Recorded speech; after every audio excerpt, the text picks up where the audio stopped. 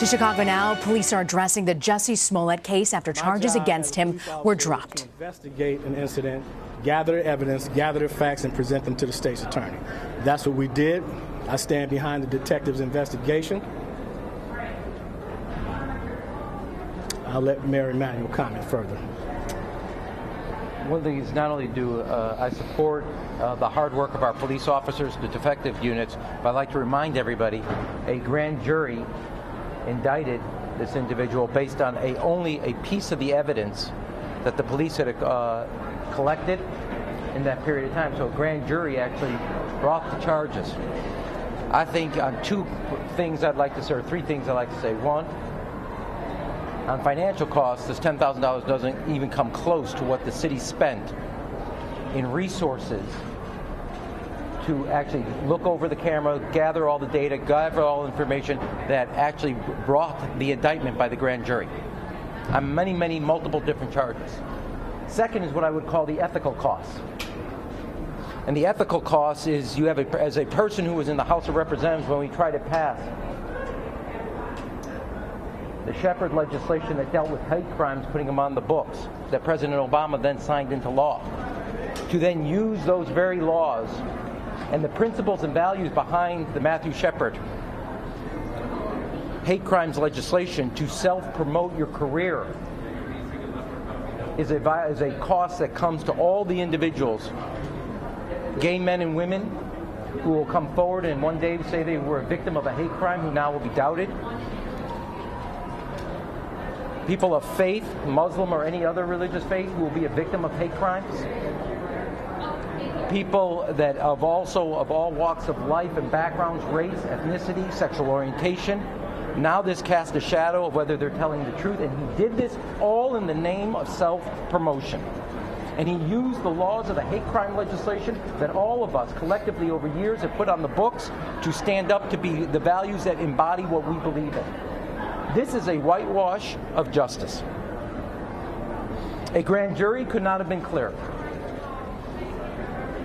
To then say not only is the cost, the $10,000 doesn't come cost financially, but all the other repercussions of this decision it made, to me, where is the accountability in the system? You cannot have, because of a person's position, one set of rules apply to them, and another set of rules apply to everybody else. In another way, you're seeing this play out in the universities, where people pay extra to get their kids a special position in universities.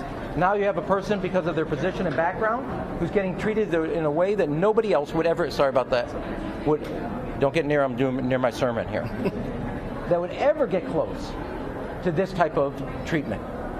Our officers did hard work, day in and day out, countless hours, working to unwind what actually happened that night.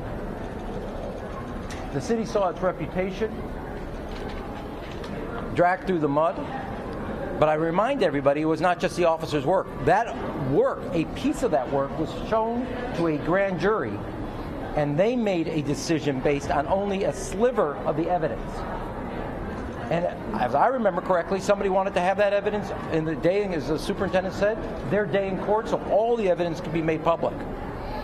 Because of the judge's decision, none of that evidence will ever be made public. None of it. This is without a doubt a whitewash of justice, and sends a clear message that if you're in a position of influence and power, you'll get treated one way, other people will be treated another way. There is no accountability then in the system. It is wrong, full stop. Do you blame the state's attorney's office for this decision? What I do want to say is, the way I look at it is I commend the officers and the grand jury for their decisions. What about Superintendent Johnson? Does Ken Fox owe you an apology too? Well, you know, at the end of the day, like I said, our job as police officers is to present them with the evidence. The apology comes from the person that did this. If you want to say you're innocent of a situation, then you take your day in court. I would never, if someone falsely accused me, I would never hide behind a brokered deal and secrecy. period. But you didn't have any heads up about this at all, right? I mean, you found out about this today while you were here. Is it unusual for the state's attorney to just drop a case like this without giving you guys some sort of heads up? Well, I don't know what's unusual for the state's attorney, but we found out about when you all did. John, hold on one second. I would say one thing. From top to bottom, this is not on the level. From the state's attorney's office, then. I understand that piece, but I do want to get, it's not on the level, but I also want to say, and I want to emphasize, underscore what the superintendent just said. In the end of the day, it's Mr. Smollett that committed this false claim upon two individuals and who also testified, but also on the city.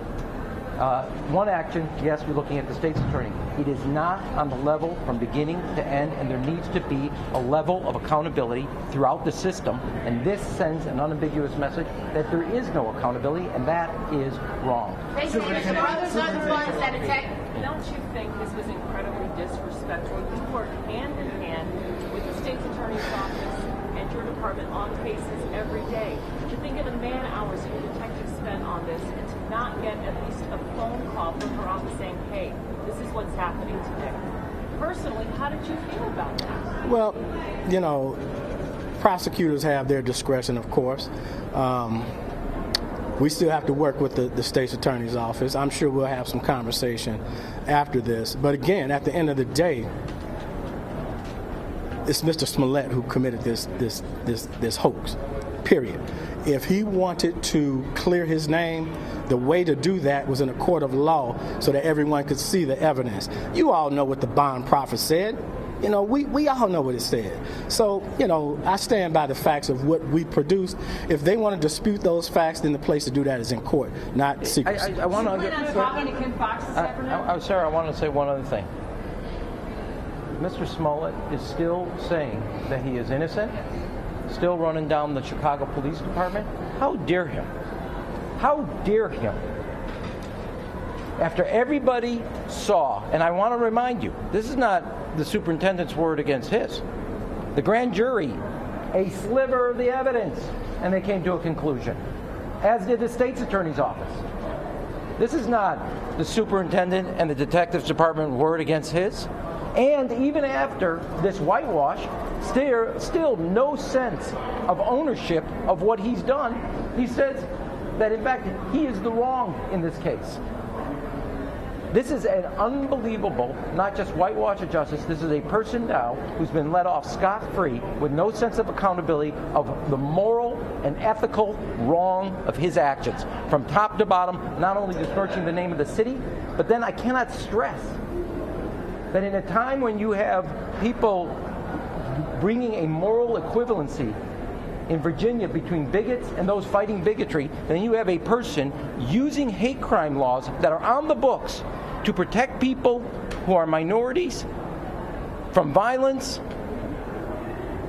to then turn around and use those laws to advance your career and your financial reward.